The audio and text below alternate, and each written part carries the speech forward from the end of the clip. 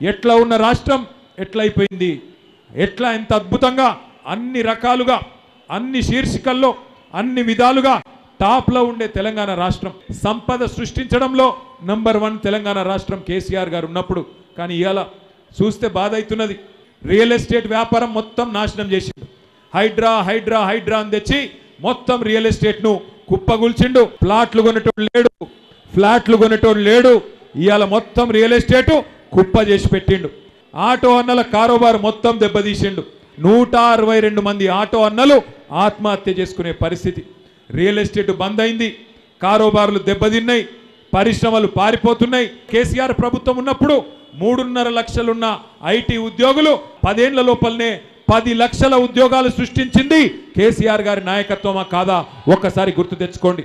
ఇంత అద్భుతంగా కేసీఆర్ గారు పనిచేసి 10 ఏళ్ళు మరి అద్భుతంగా తెలంగాణని నెంబర్ 1 చేస్తే ఇవాళ రేవంత్ రెడ్డి గారి ప్రభుత్వం ఇవాళ లాస్ట్ ర్యాంక్ మొత్తం 28 రాష్ట్రాల్లో చివరి ర్యాంకులో పెట్టి తెలంగాణను చూస్తుంటే నిజంగా తెలంగాణ కోసం కొట్లాడిన ప్రతి ఒక్కరికి దుఃఖం వచ్చే పరిస్థితి వచ్చింది.